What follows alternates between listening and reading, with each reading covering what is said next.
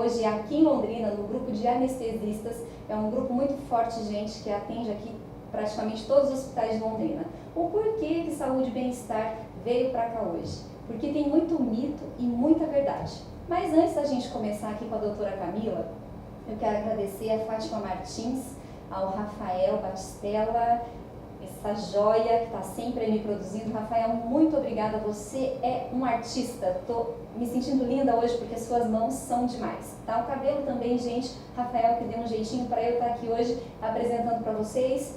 Esse vestido maravilhoso aqui da Silvia Barrone. Silvia, um beijo para você, Lê, minha amiga de longa data, ficou maravilhoso. Gente, eu tô de queixo caído, é assim que vocês falam? Porque ela é linda. E eu cheguei, eu confesso, tá? Eu cheguei tensa e aí eu me coloquei no lugar de paciente. Então, quando a gente tem que fazer uma cirurgia, a gente precisa fazer uma consulta pré-anestésica. E aí, minha gente, e aí que o bicho pega. Porque a pergunta é a mesma. Como será que é? O que vai perguntar? O que vai acontecer lá? E como a gente sabe que tem muita mentira rolando, e é por isso que às vezes o paciente ele fica com muito medo, eu pedi para que um médico aqui da equipe nos atendesse no Saúde e Bem-Estar e tirassem as dúvidas, as minhas e de vocês que nos assistem. Tem muito paciente que me assiste e sempre pergunta, mas acorda, morre? Gente, morrer todo mundo vai morrer um dia, né? Mas não de anestesia, né? Vamos lá. Então hoje a doutora Camila vai tirar vai tentar, tá? O nosso tempo é curto, é um assunto muito extenso, mas ela vai também depois, se vocês quiserem, vocês podem estar mandando as perguntas, Instagram, Facebook, WhatsApp, tá? Eu mando para ela, ela responde e a gente tenta solucionar aí todas as dúvidas, ok? Então agora, eu vou apresentar essa princesa. Não, a gente tem que brincar, porque eu tenho certeza que todo mundo imagina um anestesista, uma pessoa carrancuda, muito séria. Não. Jovem, linda, simpática e super disposta em estar respondendo as nossas perguntas. Boa tarde, Lucélia. É um prazer poder estar aqui, porque primeira coisa do nosso serviço de anestesiologia, a gente prima para tirar esses mitos que ainda tem em relação aos nossos pacientes. O maior medo dos pacientes não é a cirurgia, mas sim a anestesia. Então a anestesia é tão bonita, tão maior do que só fazer um paciente dormir, é tirar o trauma da cirurgia, ele acordar bem, ele voltar o mais breve possível para o conforto da família. Então é um prazer poder estar aqui tirando algumas dúvidas de vocês. Tomara que eu consiga tirar, na verdade. A gente vai tentar. Vamos tentar, mas qualquer coisa eles mandam para vocês e a gente vai respondendo com o decorrer dos dias. Doutora, você é londrinense? Não, eu sou do Rio Grande do Sul, sou de Bagé e a minha família mora lá. Mas eu fiz a residência aqui na ISCA.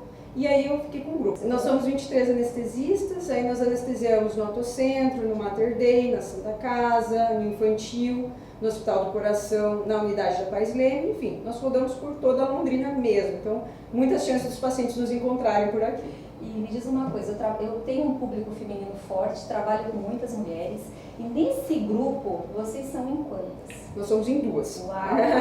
Mulheres empoderadíssimas. E a tendência é que seja mais, né? Porque cada vez mais a mulher no mercado de trabalho vem se aperfeiçoando, vem fazendo residência, então nós vamos conquistar muito mercado ainda, pode apostar. Agora eu vou fazer uma pergunta muito pessoal, tá? Eu acredito que quando você faz uma faculdade, o que motiva, para você decidir a sua especialidade, é muito...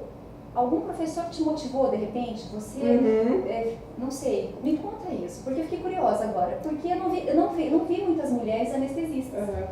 A anestesia ela engloba muito a fisiologia. O que é fisiologia, para vocês entenderem? É como o corpo age, como o corpo vai atuar em determinadas situações, como por exemplo quando ele está mais sonolento, dormindo, ou quando ele está no simpático, ativo, fazendo uma atividade física, por exemplo. E associado a isso, a gente tem que usar determinadas drogas. Então, fazer o paciente ser anestesiado, imagina você cortar uma barriga de um paciente, que é um trauma que o cirurgião vai fazer, e permitir ele estar acordado muitas vezes, é fantástico. E aí você decidiu... Então, por isso, associando essa fisiologia com a farmacologia, nós podemos juntar os dois e proporcionar um bem-estar para o paciente. Viram? Como ela é empoderada, decidida. O anestesista tem que ser muito isso.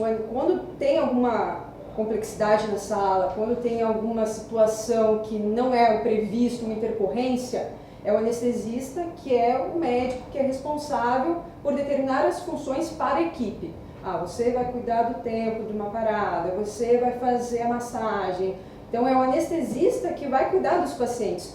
Muitas pessoas, até mesmo meus familiares, acham que só fazer dormir.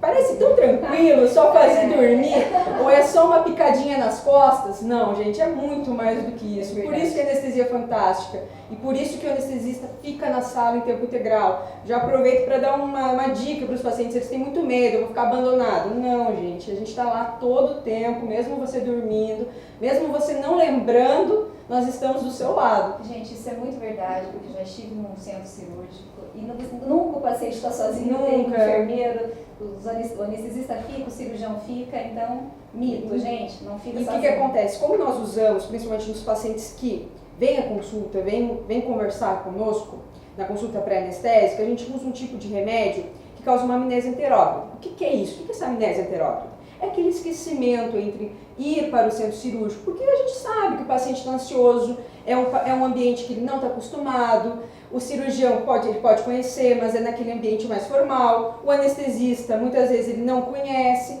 então é um trauma, é um simpático do paciente está exacerbado, o paciente está nervoso. Então, esse remédio ele dá aquele esquecimento. Então, muitos pacientes só se lembram, de fato, quando estão muitas vezes no quarto e já passaram pelo procedimento cirúrgico.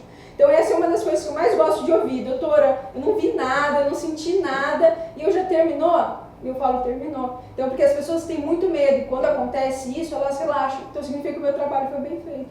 E tem algumas pessoas também que só um comprimidinho não faz muito efeito, não. Não. Porque eles falam, não, eu me lembro, nem sei se é verdade, eu me lembro até um momento. Tem pessoas, porque esse remédio, ele age um citocromozinho lá no fígado. Então, tem pacientes que têm um metabolismo mais exacerbado, por exemplo, pacientes tabagistas, pacientes que bebem mais, por 2 a 3 vezes por semana. Então, são pacientes que o fígado já está lá trabalhando. Então, a tendência é que realmente eles possam ter essa memória, mas aí a gente está lá para justamente tirar as dúvidas e acalmar o paciente. Então é muito difícil saber qual a reação de cada paciente a determinado medicamento que eu vou administrar. Tem pacientes que tomam esse remédio, muitas mães ainda falam para mim, nossa, doutor, meu filho ficou mais agitado, em vez dele dormir, ele ficou agitado. Então às vezes acontece um efeito rebote nos pacientes. Então, por isso que o anestesista tem que saber as intercorrências, tem que saber trabalhar como todo profissional, quando tem aquele desvio padrão.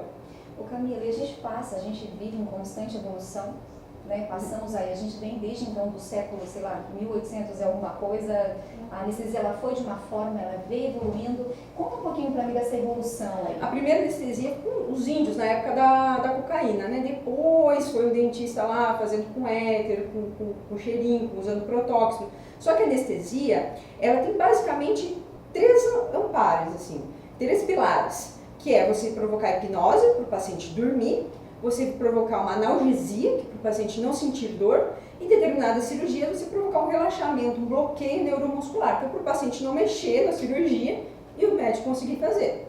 Então, essa anestesia foi baseada só basicamente na hipnose, que era no éter, e usando um outro gás que não dava uma potência anestésica adequada. Então, faltou a dor, o paciente sentiu dor. Sim. E ele achou, naquele momento, que a anestesia não estava errado, tudo que ele estava fazendo não estava certo, e até ele acabou se suicidando depois. Só que isso foi evoluindo, depois do éter veio o alotano, hoje tem isoflurano, sevoflurano, desflurano, que são anestésicos inalatórios e outros tipos de drogas que vai diminuir a dor do paciente, que nós conseguimos monitorizar melhor, que essas drogas elas são mais rapidamente metabolizadas pelos pacientes, e não acaba alterando tanto a parte hemodinâmica. O que é a parte hemodinâmica? É fazer o coração bater da mesma forma, é fazer manter a pressão do paciente, é fazer o paciente até mesmo despertar mais rápido do procedimento anestésico. Então, vem mudando muito, tanto na parte de anestesia geral, quanto na parte de anestesia de bloqueio de neuroeixo, que é, por exemplo, assim, uma RAC,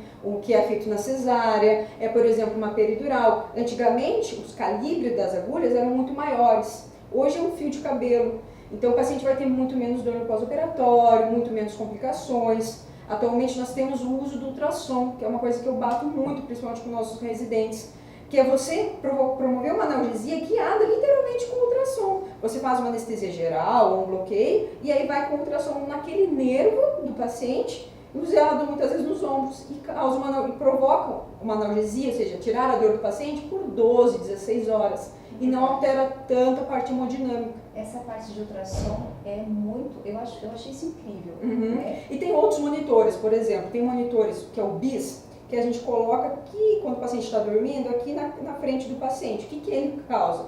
Com os índices numéricos dele, eu consigo perceber qual o nível de sedação do meu paciente. Por exemplo, nós agora estaríamos em 100.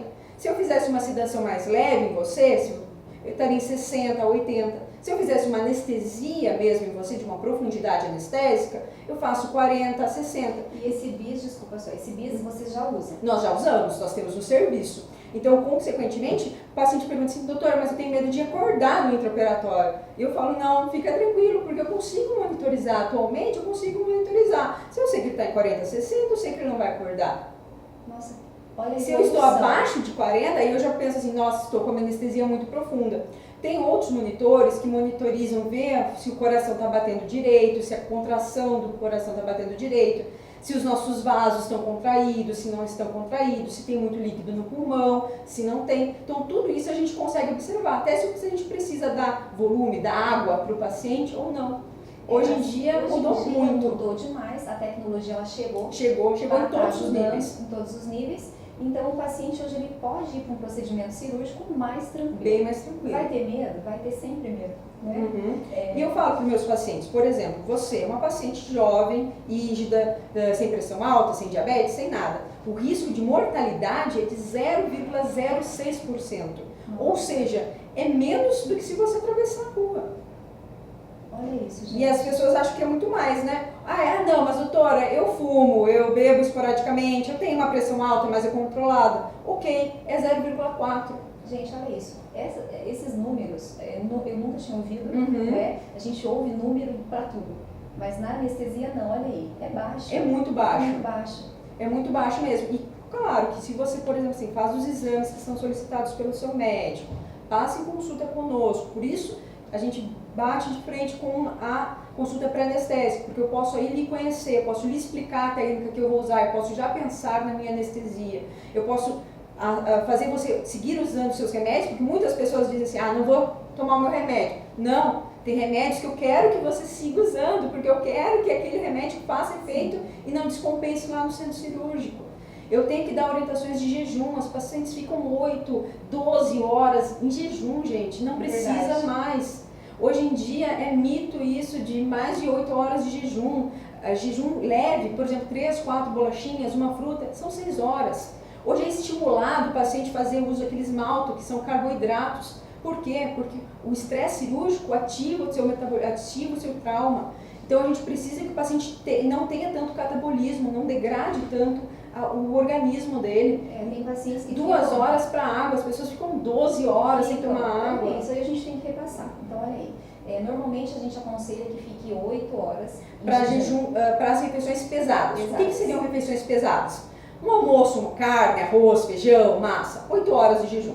6 horas antes, a gente permite umas 3, 4 bolachinhas, uma fruta, um suco. Leite com fórmula não materna, também 4 horas, 6 horas. Leite materno pode ser só 4 horas. Água, 2 horas. Então, é muito tempo. Claro que, por exemplo, assim, se a pessoa vai fazer uma cirurgia de estômago, ou vai fazer uma gastroplastia, que reduzir o estômago para tentar emagrecer, se ela já tem problema de refluxo, aí sim, aí a gente aumenta esse tempo de jejum. Se é um paciente mais diabético, de difícil controle, a gente aumenta o tempo de jejum. Por que pede-se o jejum?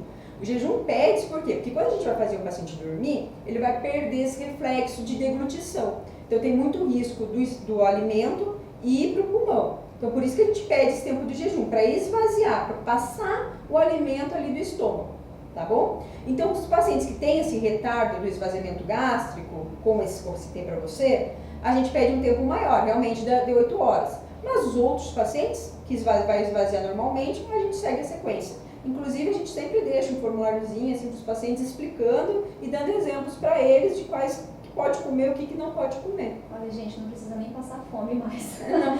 É tanta tecnologia. Eu não quero que vocês passem fome. Vocês viram como ela é boazinha? Nem precisa mais às 10 horas, 11 horas. É que tem paciente que ele fica neurótico, não, ai, é amanhã, e aí eles ficam 12, 13 horas, 14, né? Não conseguem comer mesmo. Mas não precisa, tá? Isso não é o Lucélia que está dizendo, é a doutora Por exemplo, assim, crianças, sei lá, que ainda tá amamentando a criança, a mãe tem muito medo, fica sem dar leite para a criança 8 horas. Aí a criança baixa a glicose. E isso é prejudicial para mim. Sim. Então, leite materno é 2 horas. Olha aí, gente, como é importante a informação, né? É isso que eu gosto de levar, viu, doutora, para as pessoas.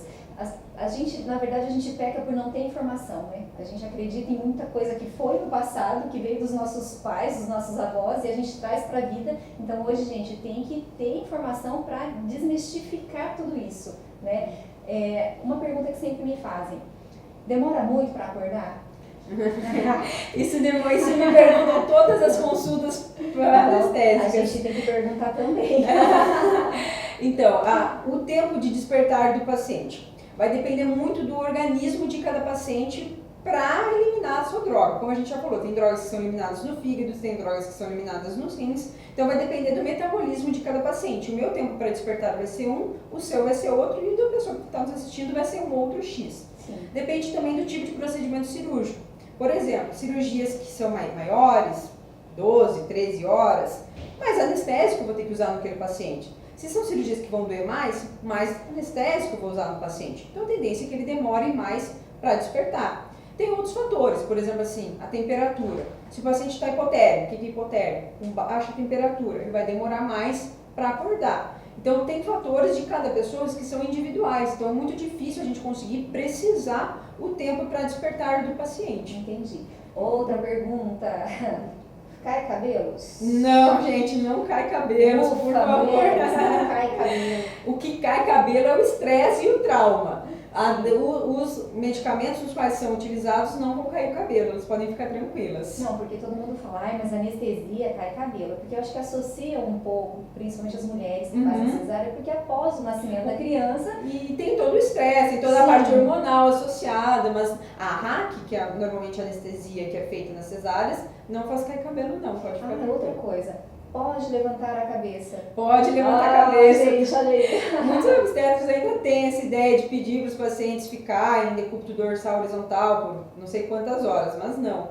Tá? Hoje em dia, a incidência de cefaleia pós-RAC, o que é cefaleia pós-RAC? Muitos pacientes vão se identificar agora, já passaram por isso. É aquela dor de cabeça que fica na região frontal ou occipital, que às vezes dá náusea e vômito, que acontece quando a paciente senta e melhora quando a paciente deita.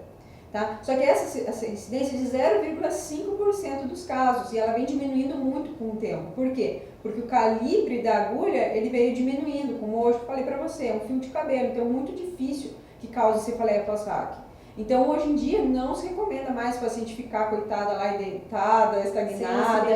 Pelo contrário, quando vai voltando o movimento, a sensibilidade nas pernas, a gente pede que o paciente deambule, ou seja, caminhe. Por que a gente pede isso? Para justamente diminuir o risco de trombo nas pernas, de estase venosa nas pernas. Então o paciente está liberado assim para quando estiver acordado, porque a gente normalmente seda, faz ela ficar mais tranquila. Está liberada para comer, está liberada para sentar, está liberada para deambular, da parte anestésica. Aí tem que ver com o cirurgião, se o cirurgião vai pedir para ela ficar mais quietinha ou não. Gente, eu fiquei de molho numa cama, mas isso faz tempo, já tem quase 20 anos. Eu tinha que falar isso porque isso ficou muito marcado. Não, tem pessoas que elas ficam com medo realmente, ou não querem fazer a RAC. Outro medo que as pessoas, mas eu tenho risco de ficar paraplégico, tenho risco de não caminhar, tenho risco... Gente, a gente age no sistema nervoso central, porque justamente o paciente vai realmente ficar sem sentir as pernas e sem ter essa sensibilidade para o cirurgião conseguir fazer a cirurgia. Só que a gente age nas terminações nervosas que já passou essa região da medula. Então não vai dar paraplegia, pode ficar tranquilo que dá tudo certo. Tá? Só aumenta os riscos se, por exemplo, assim, o paciente usa um remédio para afinar o sangue e está usando esse remédio ainda para afinar o sangue, o que acontece? É formar muito sangue na medula e aí sim dá paralisia. Mas aí a gente nem faz esse tipo de anestesia. Doutor, os pacientes, eles têm muita curiosidade assim, e sempre perguntam, mas você toma anestesia geral, uma cirurgia de ombro, por que tem que fazer a outra que é o plexo? Me explica isso. Essa anestesia do plexo é aquela justamente que a gente estava falando antes, que é a anestesia com ultrassom. Por que a gente faz esse tipo de anestesia para ombro ou para membro superior, muitas vezes? Para tirar a dor dos pacientes nas próximas 12, 14 horas.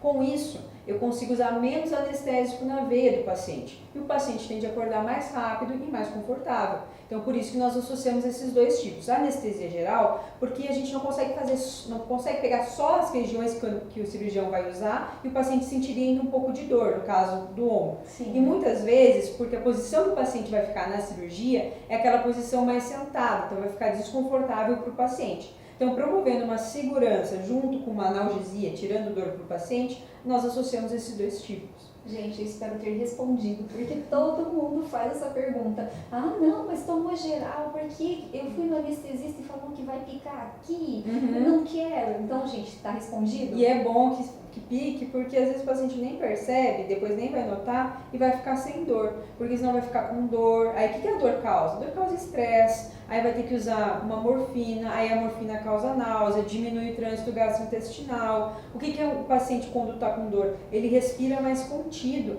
Então, ele faz áreas que nós chamamos de áreas de atelectasia, áreas que o pulmão não está funcionando direito, baixa saturação. Então, tudo isso são fatores que prolongam a alta do paciente, e é o que a gente não quer, a gente quer dar alta para os pacientes. Um dos fatores que maior incidência, que prolonga a alta do paciente no pós-operatório, não é nem a dor, Célia, é a náusea e vômitos. Pacientes têm muitas náuseas e vômitos no pós-operatório. Então a gente já faz uma profilaxia antes, para o paciente não ter náuseas e vômitos no pós-operatório. E qual é a tendência ultimamente da anestesia? É fazer uso de menos opioide possível e promover a analgesia, ou seja, tirar a dor do paciente utilizando outros tipos de medicamentos para isso também. Por exemplo, a gente está aqui e tem o nosso pilar, tem o nosso teto. A gente tem que usar diferentes pilares para sustentar esse teto. A gente não deve só se manter num opioide, porque aí é baseado num único pilar. A gente quer utilizar diferentes meios para promover o mesmo fim, porque toda droga que eu for utilizar em qualquer paciente, ela tem os seus efeitos e tem os seus efeitos adversos. Sim. Por exemplo, no opioide, causa depressão respiratória, causa náuseas, causa vômitos. Então a gente não quer que seja uma anestesia só baseada nisso, a gente quer também atingir outros receptores em níveis cerebrais para que o paciente também sinta um conforto e sem causar prejuízo a ele.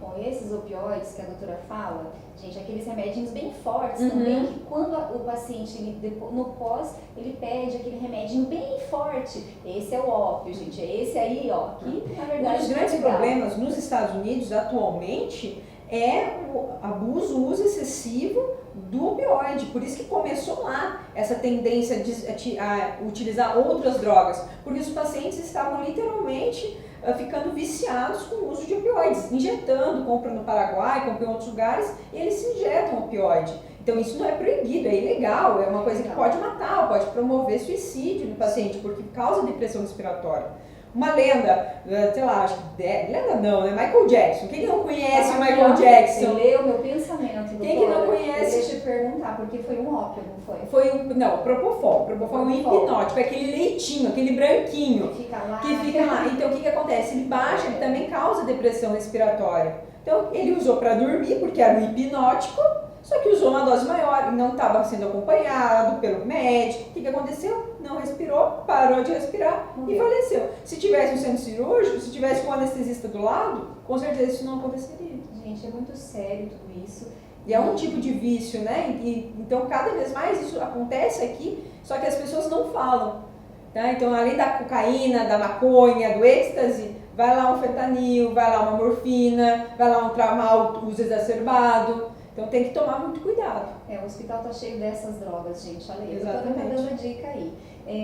Eu quero te agradecer. Você viu como o tempo passa muito rápido, né? A gente fica conversando e é um assunto muito extenso, né? E muito sério. Então, já quero agradecer ao grupo por ter cedido. Eu sei que tua agenda aqui é super corrida, vocês se movimentam o tempo todo, né, nos hospitais. Então, é uma dúvida também que os pacientes têm, é isso, doutora, a senhora fez a consulta comigo e amanhã é quem? Então, como é um grupo, é 23 anestesistas, não consigo estar em todos os hospitais nos quais nós fazemos a consulta pré-anestésica. Isso não só aqui no grupo, mas em outros lugares, outros anestesistas. Então a gente não consegue, por quê? Porque senão teria que cada um sair de um lugar para vir aqui atender, então inviável. Só que, o que acontece? Temos ficha, tanto do sistema informático como manual ali, a amarelinha, então todas as informações não são perdidas, as informações estão conosco sim.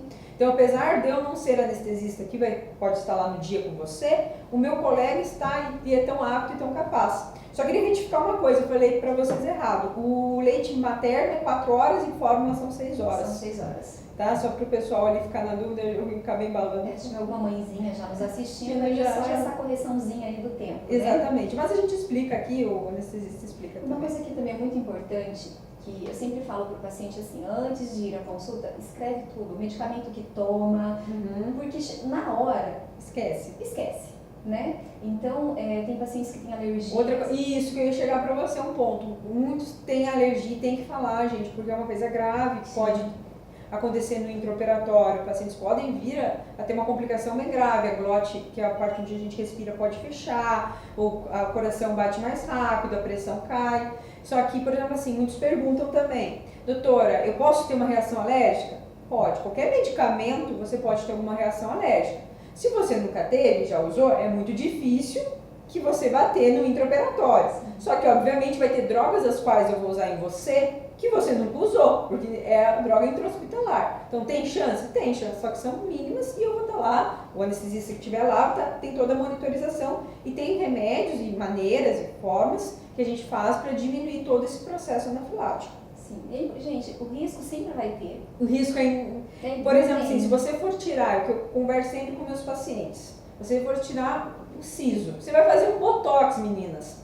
Vocês vão ler todas as informações, vocês acabam nem fazendo, se vocês, ou não, vai tomar um remédio, vai ler a bula, você vai, às vezes acaba nem tomando. Então, se você for fazer qualquer procedimento estético, tirar um siso, alguma coisa, vai ter risco. Não tem como dizer que um procedimento é inerente a riscos. Todos os procedimentos são.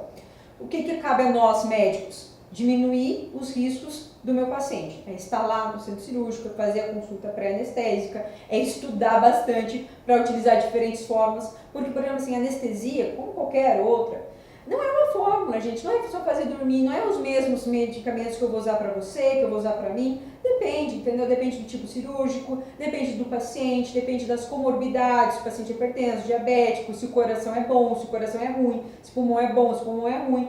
Então não tem uma fórmula, isso que é o bacana da anestesia, isso que é o interessante, voltando à sua primeira pergunta, isso que é o mais legal, é não ter uma fórmula, por exemplo, assim, eu sei correr. Cada paciente é único. Cada paciente é único. Eu sempre sei correr naquele fio.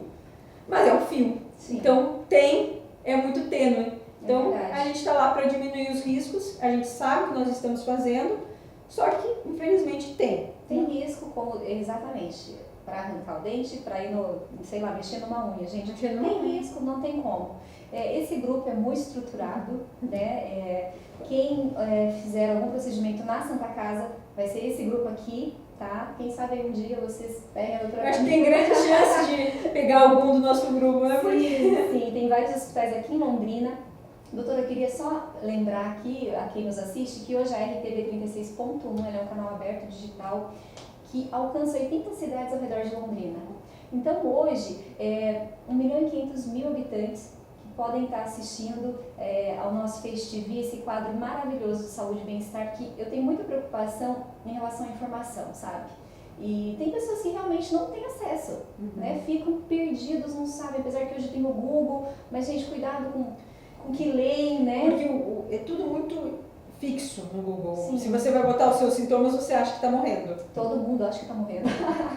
Não tem como. Então, o Saúde e Bem-Estar está para isso, para esclarecer. E eu quero já pedir que você venha sempre. Que você consiga esse buraquinho na agenda. É que ainda tem muitos mitos, muitas coisas. E se a gente for falar de anestesia, muda muito. Se a gente for falar de medicina, muda muito. Cada médico tem a sua opinião, não tem muito o que é certo e o que é errado, às vezes é do gosto muito de cada um. É verdade. E, gente, venham leves, entendeu? Eu sei que tem medo, dá um medinho, mas fiquem leves. Imagina, a Camila é uma linda, fala que você assistiu Saúde e Bem-Estar. É verdade. E é isso, muito obrigada. Obrigada a esse grupo maravilhoso. Sucesso sempre para vocês. Amém. Se Deus quiser, vai crescer mais ainda. Protegendo sempre vocês e todos os médicos, porque vocês trabalham demais. É um trabalho lindo. Eu sou fãzaça. Não, a gente está justamente para isso, é para tentar melhorar, porque paciente sempre tem alguém que é muito importante para aquele paciente. Então a gente tem que se colocar nesse lugar também, sabe? De saber a fragilidade na qual aquela pessoa está ali. É um ser humano, antes de qualquer procedimento cirúrgico no qual ele vai passar. É um ser humano que está ali, é uma família que está esperando por ele, é uma mãe, é um pai. Então essa responsabilidade faz a gente querer se aprimorar mais, faz querer a gente estudar cada vez mais e tirar as dúvidas de vocês também. E é maravilhoso porque talvez, não sei se todos os médicos concordam, mas vocês doam isso. Vocês se doam demais para que tudo corra bem, saia bem e a pessoa fique bem. Por isso que a gente fica muitas vezes frustrado quando acontece alguma, mais do que às vezes o próprio paciente, a gente se sente muito responsável por isso. E às vezes os pacientes também a gente não entende, mas os médicos trabalham uma carga horária ali bem extensa quem está dentro do hospital. E as condições, muitas vezes, as quais não são as ideais. Exatamente. Então, às vezes, não é culpa do médico, né? A gente tem aí toda uma situação, né? Infelizmente, o Brasil está como está, isso não é pauta para agora, mas acaba afetando a saúde também. Então, a gente acaba muitas vezes querendo fazer, mas às vezes não tem todo um por trás. O que eu quero frisar é que este grupo está dentro da Santa Casa de Londrina também. Então, independente se é convênio ou SUS, gente, o atendimento é o mesmo, tá? Não fiquem com medo, então, porque é na Santa Casa, ok, é lindo, é isso aqui. O infantil é SUS também, vários. Sim, o hospital infantil. As cirurgias cardíacas congênitas, pacientes de 2 dias, 12 dias de vida, nós anestesiamos também. Então, mães, pais, não se preocupem, porque é este mesmo grupo aqui que vai estar lá, tá? Então, muito obrigada. E os pacientes são os mesmos, nosso atendimento é o mesmo. O importante é o paciente. É a vida, gente. E é amor que ela conseguiu transmitir pra gente aqui. Eu espero não ter falado muito rápido e ter sanado algumas dúvidas do pessoal. Qualquer coisa, me coloco à disposição para vocês. Eu acho que esse grupo de 21 homens será liderado pelas 2 mulheres. Vocês podem mandar, provavelmente vai ter algumas dúvidas, vai ter gente falando, devia ter falado tal coisa. Normal. Mas estamos aí para isso, e se vocês precisarem, as portas estão abertas. Alguma coisa que a gente poderia ter falado. Exatamente. E é por isso que a gente tem que repetir e fazer mais vezes, tá bom? Gente, muito obrigada. Então, saúde e bem-estar é isso, é muita informação. E quarta-feira que vem a gente está no ar.